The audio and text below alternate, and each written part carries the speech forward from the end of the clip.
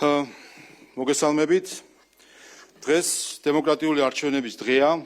ხმას ვაძლევთ ადგილობრივი ხელისუფლების ორგანოებში ჩვენს წარმომადგენლებს, რომლებიც ყველაზე მეტად, ყველაზე უშუალოდ და ყველაზე ცხადად ექვემდებარებიან თქვენს ცნებას, პასუხობენ თითოეული თქვენგანი საჭიროებებს და ასახავენ თქვენს პოლიტიკურ ღირებულებებს.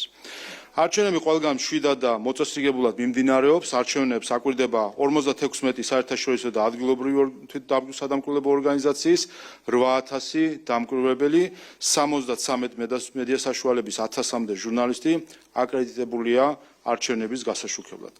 10 საათის მდგომარეობით ხმა უკვე მისცა 275,948 ამომრჩეველმა, რაც წარმოადგენს ამომრჩეველების საერთო რაოდენობის 7,95%, რაც როგორც წინა სამ თვითმმართველობის არჩევნებზე, ასევე იმაზე მაღალი აქტივობა, ვიდრე 2021 წლის რეფერენდუმად გამოცხადებულ თვითმმართველობის არჩევნებზე იყო.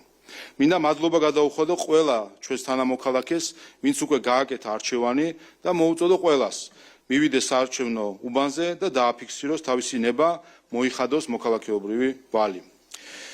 ერთ საკითხს მინდა გავამახვილო ყურადღება. უკვე ტრადიციად იქცა, რომ ფეიქ მედია ცდილობს ჩვენს წარმომადგენლებზე კამერებით თავდასხმით ისეთი სურათი დადგას, თითქოს ამომრჩეველთა მობილიზება რაიმე დარღვევა.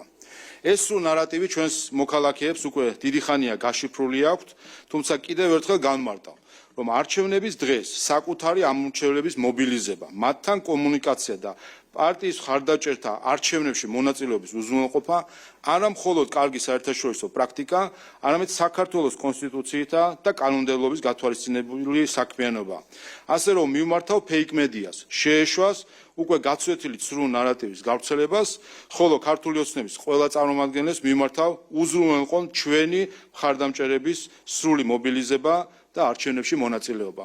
აქვე წარმოგიდგეთ ამონარიდებს საქართველოს კონსტიტუციიდან, ორგანული კანონიდან მოქალაქეთა პოლიტიკური გაერთიანების შესახებ და საარჩევნო კოდექსიდან, რომლითაც გარანტირებულია, რომ პარტიებმა არჩევნებამდე თავისი მხარდამჭერების, მათ შორის მხარდამჭერების სიებზე იმუშაონ და შეადგინონ, ხოლო არჩევნების დღეს უზრუნველყონ მათი მონაწილეობა არჩევნებში და იმედი მაქვს, რომ ეს ყალბი ნარატივი ერთხელ და სამუდაოდ ამ ბრიფინგით დასრულდება ფეიქ მედიაში.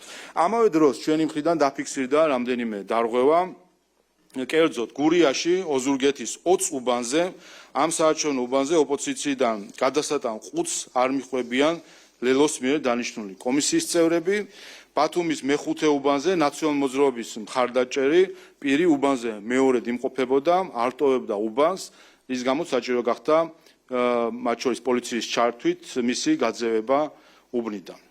ყველას უნდა გვახსოვდეს, რომ დემოკრატია არა მარტო პრივილეგიაა, არამედ მოვალეობა ჩვენი ქვეყნის, ჩვენი მომავლის, ჩვენი შვილების წინაშე. დემოკრატიულ საზოგადოებაში არჩევნები და მხოლოდ არჩევნები გამოხატავს ხალხის ნებას და ყოველგვარი სხვა ალტერნატივა და პრეტენზია ხალხის სახელით საუბარზე მხოლოდ სპეკულაცია და უზნეობაა. ტრაგიკულია, რომ სწორედ ამ გზას დაადგა რადიკალური ოპოზიციის ნაწილი, რომელმაც, როგორც ჩანს, საბოლოოდ დაკარგა ხალხის მხარდაჭერის ბოლო იმედი და არაკონსტიტუციური ნაბიჯების იმედადღა დარჩა, როგორც წყალწაღებული, რომელიც უკანასკნელ ხავს ეჭიდება. თუმცა დღეს ქართველი ხალხი საარჩევნო ყუთებთან თავის სათქმელს იტყვის და ყველა წყალწაღებულ რადიკალს ისტორიის მდინარეს გაატანს. ამაშია თავდაცვისუნარიანი დემოკრატიის მთელი სიძლიერე. კიდევ ერთხელ მინდა მადლობა გადაგიხადოთ არჩევნებში მონაწილეობისთვის და აქტიურობისაკენ მოგიწოდოთ. დღეს საქართველოს ყველანი არჩევნებზე გჭირდებით. მადლობა. მოგესალმებით ბატონ შალვა.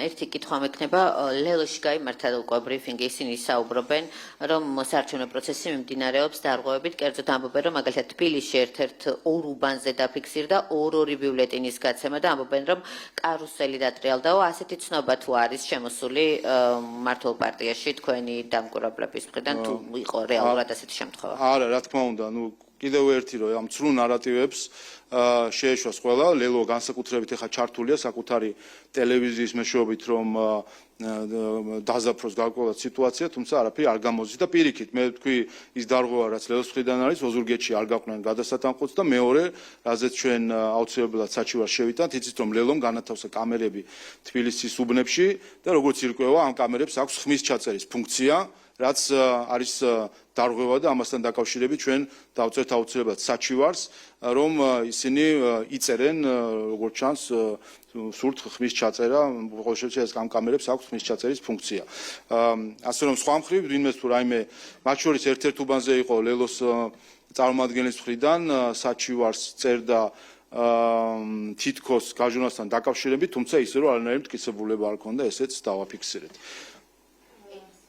თუ შეიძლება თქვენ საუბრობდით რომ ამ მრჩევლის მობილიზება საუკეთესო საერთაშორისო პრაქტიკა და საქართველოს კონსტიტუციით გათვალისწინებული საქმიანობა ისევ ლელო ამტკიცებს რომ ბათუმში და თბილისში მაგალითად მუხიანში მანქანები დგას ქართული ოცნების წარმომადგენლები განან ქართული ოცნების წარმომადგენლები თითქოს ფულს ურიგებენ ამ მრჩეველს. ესეც გაცვეთილი სრულ ნარატივი არის წინ არჩევნებიდანაც გვახსოვს ჩვენ ეს რომ ამგვარი სრულ ნარატივი რომელსაც აწევდნენ და შემდეგ მალევე ირკვეოდა რომ იყო ცრუ იმ მხრივ რომ ეხლა ვიღაცამ შეიძლება ვიღაცას რაღაც ფული გადასცეს მიაწოდოს, მაგრამ შეიძლება ეს იყოს ყოფით ურთიერთობის დონეზე და არაფერი კავშირი ამას არ ქონდეს არჩევნებთან. გვახსოვს მაშინ მეუღლემ ქმარმა თავის ცოლს რომ მისცა თანხა და ეს უნდათ შეესაღებინათ ქართული საზოგადოებისთვის თითქოს ამომრჩევლის მოსყიდვა ხდებოდა. იმედია არავინ იფიქრებს იმაზე რომ ქმრები ცოლების მოსყიდვას ფიქრობენ არჩევნების დღეს.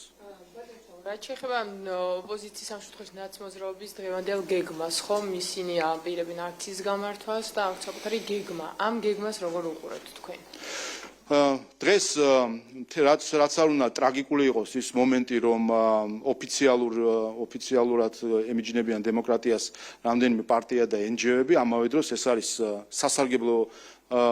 სასარგებლო პროცესიც ჩვენი დემოკრატიისთვის, ვინაიდან ხდება სრულად წითელი ხაზის გავლება საქართველოს პატრიოტებს, დემოკრატებს ერთის მხრივ, რომლებიც თავისი არჩევანით აფიქსირებენ საკუთარ ნებას და მეორეს მხრივ რადიკალებს, ექსტრემისტებს და უცხო ძალების დაკვეთით მოქმედ ჯგუფებს, პარტიებს თუ NGO-ებს შორის.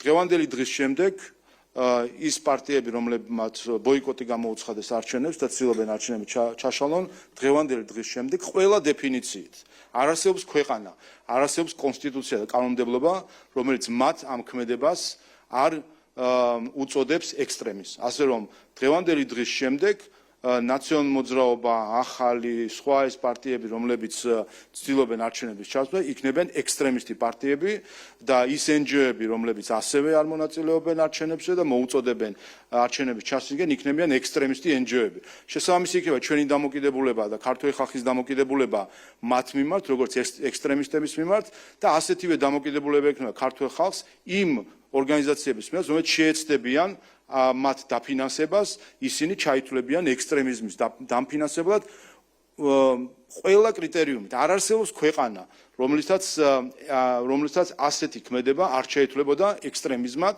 ასე რომ ეს არის სასარგებლო პროცესი ჩვენი დემოკრატიისთვის, როდესაც ექსტრემისტებს თავისი მარგინალური კუთხე მიეჩნევა. რაც შეეხება მეორე ნაწილს დაანონსებულ ძალადობას, ჩვენ ვაკვირდებით როგორ იქნება პროცესი. დიდი იმედგაცრუება არის, რომ ჩვენ ვიხილეთ ევროკომისიის პრესპიკერის მხრიდან დაანონსებული ძალადობრივი აქციის მიმართ მხარდაჭერა და მე მინდა კიდე ერთხელ ხაზი გაუსვა.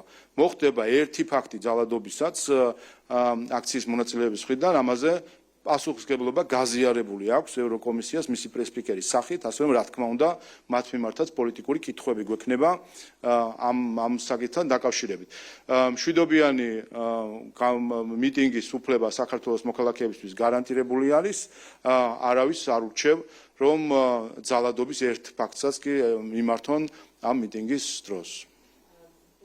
რა იქნება ხვალიდან? ბუნებრივი ვასწრებ მოვლენებს და არ ვიცით დღეს რა იქნება დღეს ბოლომდე, მაგრამ აი თქვენ თქვით რომ 4 წლიანი ციკლი სრულდება, 2028 წლამდე მანდატი ექნება ქართულ ოცნებას და უნდა გააკეთოს ის საქმეები, რაც უნდა რომ ქვეყნისთვის გააკეთოს, მაგრამ აი ხვალიდან რა იქნება? ჩვენ ამას გეკითხებით, იმიტომ რომ საპარლამენტო არჩევნების შემდეგ, წინა არჩევნების შემდეგ ყოველთვის იყო რომ არჩევნები გააყავდა, არალეგიტიმურია ხელისუფლება და იგივე მოლოდინი უნდა გქონდეს, რომ თუ შეიძლება საქართველოში პოლიტიკა რაღაცით შეიცვალოს, ახალ ეტაპზე გადავიდეს, რაღაცა სიახლოვეს. როცა გვყავს ექსტრემისტები, რა თქმა უნდა, ექსტრემისტებს არაფერი არ ეშველებათ. ექსტრემიზმის ბუნება არის ის, რომ ისინი დემოკრატიის მტრები არიან და სწორედ ამიტომაც არის, რომ საქართველოს პარლამენტის საგამოძიებო კომისიის დასმის შესაბამისად ჩვენ მუშაობთ საკონსტიტუციო სარჩელზე ექსტრემისტული პარტიების არაკონსტიტუციური ცნობასთან დაკავშირებით. ექსტრემიზმს ჩვენ რა თქმა უნდა ვერ შევეწინააღმდეგებით ტკბილი სიტყვით, საჭირო არის საკანონმდებლო ის ინსტრუმენტების გამოყენება, რომლითაც ყველა ქვეყანაში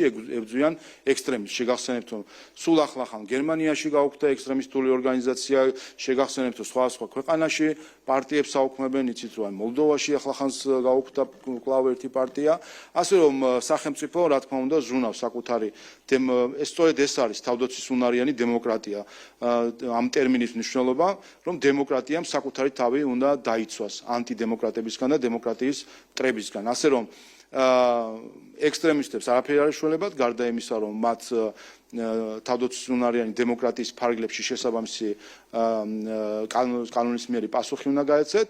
რაც შეეხება მათ, ვისაც სრული იმედები ჰქონდა, რომ საქართველოს მარიონეტულ სახელმწიფოდ იქცეოდა, მათ დღეს საქართველოს მოქალაქეები კიდევ ერთხელ დაანახებენ, სად არის ქართველი ხალხის ნება და აქ ეს იქნება კიდევ ერთი ლაკმუსის ტესტი, მათ შორის ბრიუსელისთვის, რომ ნახოთ, ისინი აღიარებენ ერთგული არიან თუ არა ჭეშმარიტი ევროპული ღირებულებების, რომელიც უპირველეს ყოვლისა გულისხმობს ხალხის სახალხო ლეგიტიმაციას და ხალხის ნების პრიმატს, თუ ჩარჩებიან იმ პოლიტიკურ ინტრიგაში, რომელსაც ჩვენ ხედავდით შარშან არჩევნების შემდეგ და მანამდეც, როდესაც ხედავდით, რომ ზოგიერთს ბრიუსელში უნდოდა საკუთარი მარიონეტული რაღაც წარმომადგენლების ხილვა საქართველოს ხელისუფლებაში. გახსოვთ თქვენ, რომ შარშან საპარლამენტო არჩევნების წინ ზოგიერთი ევროპული ქვეყანაც, მათ შორის თუ ელჩი პირდაპირ ჩართული იყო საარჩევნო კამპანიაში და როცა ისინი დამარცხდნენ არჩევნებში, ოპოზიცია ამ ელჩებმაც და უცხომა პოლიტიკოსებმაც თავი დამარცხებულად იგრძნეს და ცდილობდნენ შემდეგ რაღაც სრულ რეალობის შექმნას. მათთვის ეს არის შანსი, რომ დაანახონ ქართულ ხალხს. ჩვენ გვაქვს საქმე 21 საუკუნის ევროპასთან თუ 100 წლის წინანდელ ევროპასთან და დაგვალახონ, რომ დემოკრატია ეს არის ღირებულება და არა ლიტონის სიტყვები. მადლობა.